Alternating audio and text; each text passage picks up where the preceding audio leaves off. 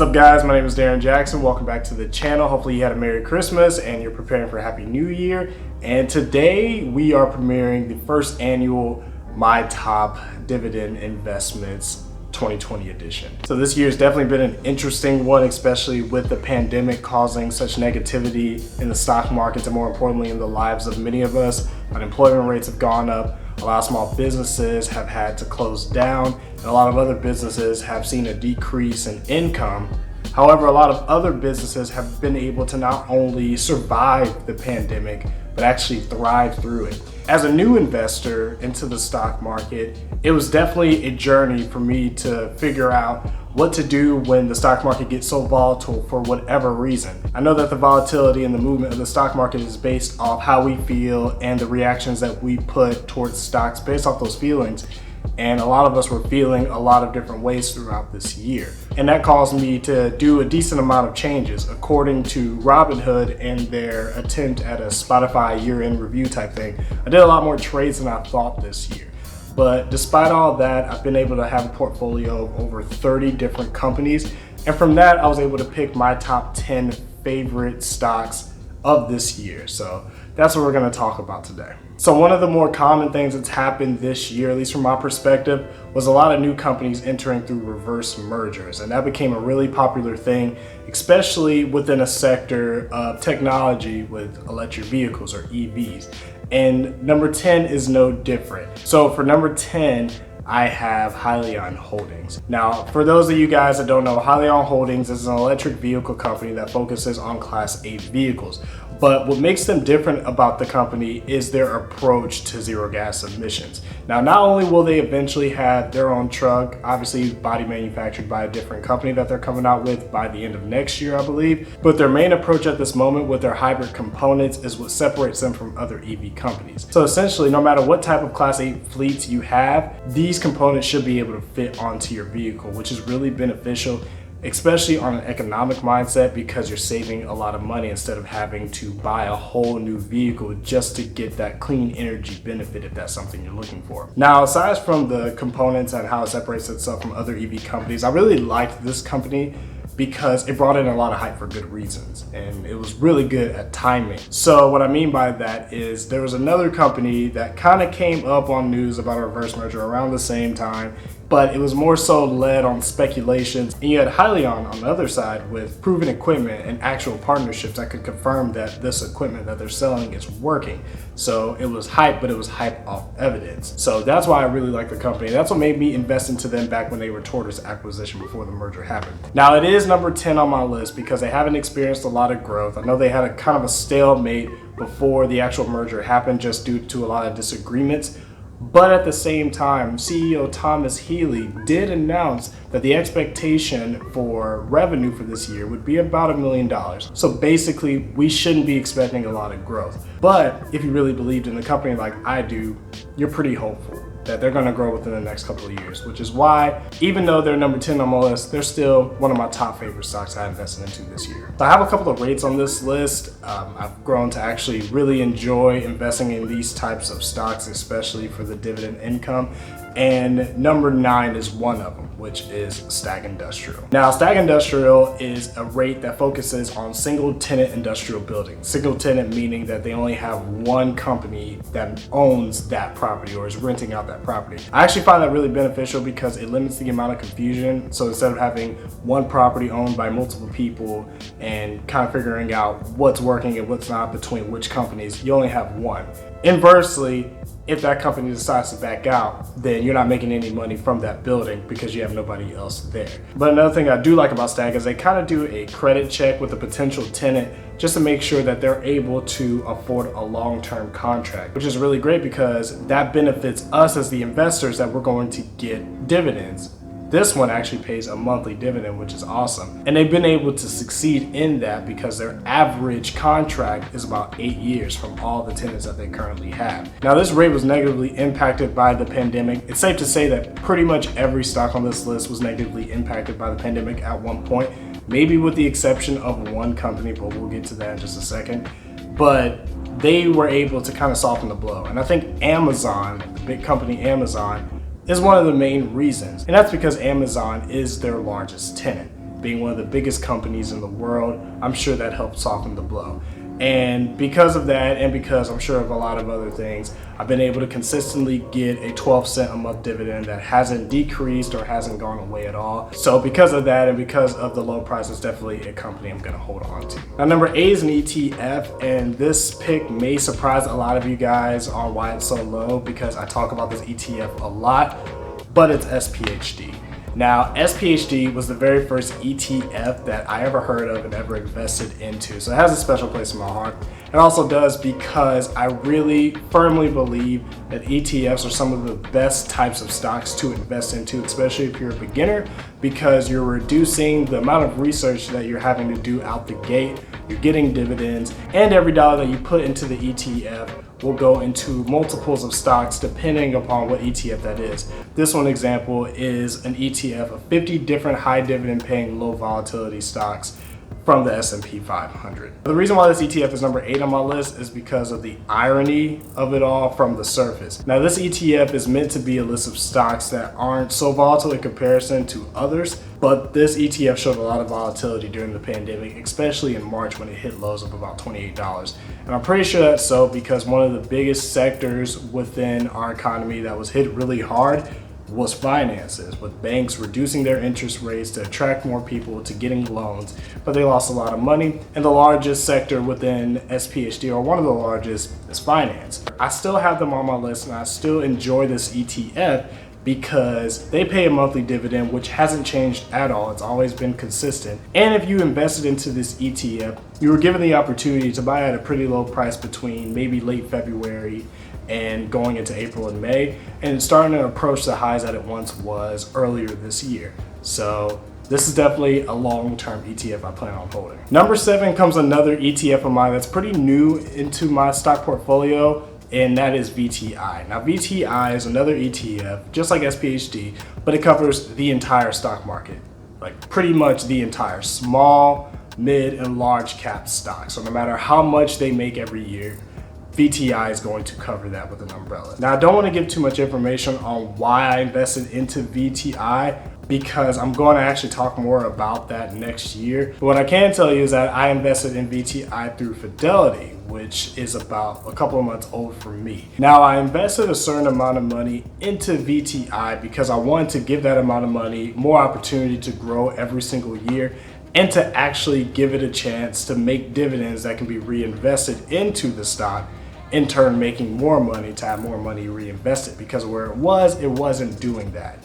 But again, I'll talk more about that next year, hopefully by January, so make sure you stay tuned for that. Number 6 is the final ETF on this list, so it's arguably my favorite ETF, and that is QYLD. Now, I've talked about QYLD before. It's an ETF that covers the NASDAQ 100, which is pretty much the top 100 traded or highest market cap stocks within the NASDAQ. Their highest sector is technology, so you're talking companies like Apple, Amazon, Facebook, Microsoft, Nvidia, stuff like that. And I'm pretty sure that's what helps brings in the dividends. And what's really cool about this ETF is that aside from the fact that they pay a monthly dividend of 23 cents every month, which I compare it a lot to SPHD because SPHD pays you less in dividends and it's a more expensive stock normally. QYLD actually makes its money off options. So they do call options every single month and they collect the premiums off those stocks, which they then pay out to the shareholders like you and me. So the only negative I have with QYLD is there's not a lot of growth in comparison to other ETFs like SPHD, which I mentioned earlier. It's more lateral, so I think over the time I've had it, I've made maybe a couple of dollars over the maybe 5 or 6 shares that I have, but it consistently pays the dividends and that hasn't changed. And especially because I feel like technology is obviously here to stay, I feel like QYLD is as well. All right, now to the good stuff. We're at number 5, top 5 favorite stocks of 2020, at least in my opinion. So number 5 is another rate. This is probably my favorite rate of all time at this point. It's nicknamed the Monthly Dividend Company. You guys obviously know what it is, but if you don't, it's Realty Income. Now, Realty Income is probably the only rate that I have that either wasn't impacted as much during the pandemic or really wasn't at all. It probably was impacted, I can't remember as far as the growth, but little to none. Now, this rate also has tenants, But a lot of these tenants are very essential companies. So we're talking Sam's Club, Walmart, Walgreens, Dollar Tree, Dollar General, CVS, companies like that we're all visiting for medicine, food, water, gas, etc. And since this company has been able to have tenants such as that, the stock's actually grown overall through this pandemic. I invested into it at about $50 a share. I'm pretty sure it's about 60 right now. It also pays a monthly dividend of a little over 20 cents every single month. It is a fairly expensive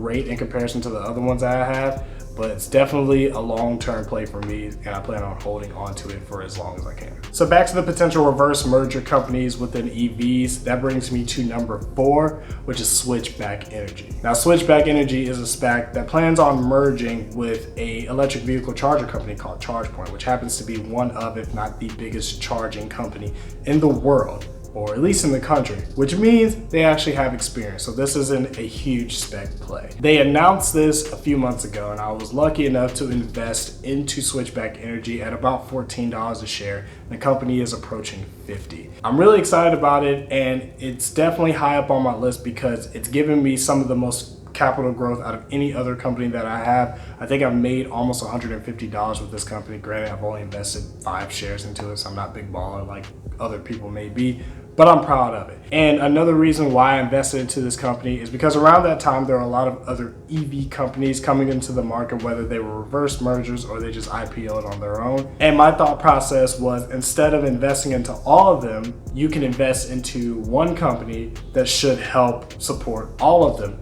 maybe with the exception of Tesla. So I'm really excited about what this company can do in the future. This is a company I hope to hold for at least 5 years or so, which I'm pretty sure will help me get more growth as I continue to invest into it. So number 3 is a retail company that I invested into after my girlfriend kind of persuaded me to do it after going to this particular retail so many times, and that would be Target. Now, Target is, as I've always said, the bougie version of Walmart. It's always clean and bright, and that gives them the reason to make their groceries and everything else more expensive than even Kroger and Walmart, obviously. But what I really like about Target is the fact of how they were able to get through this pandemic. So of course it's easier for them in comparison to other companies in general because they have groceries, but they also have electronics and other things. They're basically an essential store. But a couple of things that I really did like about how Tesla handled this whole pandemic is the fact that they maintain a certain amount of people that can be in the store at a time so people can keep distant, and how they handled Black Friday, which may get under the radar to a lot of people. They started their Black Friday sales, I think back in October, maybe at least early November, which is really cool because instead of having the hordes of people coming in for one night to get that 50-inch Samsung TV, people didn't feel forced to do that, and they can come in at any point within the following couple of months. So I really think that helped out, and because of all their positive quarterly results, I was able to invest in Tesla back when it was $110 a share, and it might even hit 200 within the next couple of months, maybe in the next 6 months or so. So we'll see about that. Now, number 2 is a company that you either love or you either hate, but no matter how you feel like they sell some really expensive shorts and you thought it was a joke and realized it wasn't. And that company is Tesla. So I don't really talk about Tesla a lot, but I do invest in Tesla through my N1 app. It makes up about 33% of the pie that I have. So every time I deposit money into it, it gets 33% of that, and it's grown a lot. Now, Tesla is obviously a company led by the hype man, Elon Musk himself, and they've simply broken the stock market. They finally made it into the S&P 500, but even before that, their share price this year, I'm pretty sure went from the triple digits all the way up to around $2,000 a share, prior to them doing their 4-to-1 stock split to make their shares about, I don't know, $500 a share, which is right before when I started investing into it. So when I started investing into Tesla, it was about $1,000. So up until this point, I think I've gained over 200% in profit, which is amazing. I can't imagine what this company is going to do next. They're already working on the space aspect of it. I'm not sure if they're going to go into clothes or more into clothes. I hope they don't unless they decrease the price. But This is definitely a company where I praise dollar cost averaging because it's been very volatile and that could easily go the opposite direction. And I don't want to be on the bad side of that, but I'm very excited to see what Tesla has next. Now, for the moment that you've all been waiting for, unless you left already, but if you didn't, then I really appreciate it, and please stick around for the rest of the video because I can use the watch time so I can get some more views. It'd be really nice. But number one, the top stock that I invested into from this entire year is probably my best combination of capital growth and dividends. It's more of a capital growth company. On top of that, pays dividends. And even though they are the biggest competitor to my favorite type of phone, and I have thought about getting their phones, it's Apple. Apple is the best company I've invested in. It's the best stock I've invested in. It's the best dividend paying stock I've invested in. It's the best capital stock I've invested in up until this point this year. Apple is a company that makes arguably the best phones that look aesthetically pleasing, even though their interfaces are pretty basic in comparison to Samsung, which I love Samsung by the way. They're still very satisfying, and they have some of the best clients, I guess. I could probably use a better word for that. But I'm sure for the most part, people that buy an iPhone will more than likely buy an iPhone again and again as opposed to buying something else. They don't stop there. They obviously have their MacBooks, they have their desktop computers, they're even talking about making a car. It's ridiculous, but all the profits from that is paying off because they are the company with the biggest market cap in the stock market, which I'm pretty sure is at about $2 trillion right now. And they're a company that also had a stock split sharing the same day as Tesla, except theirs was 4-to-1. And I started investing into them right before that happened. Now I currently only have a little over 4 shares, but they've been increasing for a long period of time. And I plan on investing more into them, more so dollar cost averaging. And this is one of those companies again, or one of those stocks that you also forget they pay dividends. And it may not be much, but that's a great thing in my opinion, because that means they're taking the bulk of that money and they're putting it back to themselves so they can afford to do other things. And that's especially beneficial this year because when things like the pandemic happen, that holds a lot of companies from being able to do anything. They don't see a lot of customers physically on a daily basis. And because of that and a lot of other metrics, the amount of money they'll be making over a period of time is going to decrease. So to have a cash savings account, if you will, on the side is really beneficial, especially to the shareholders. So that's why I really enjoy investing into Apple. That's why they're my number one favorite stock of this year, even though I love Samsung, but I'm not gonna invest in EWY.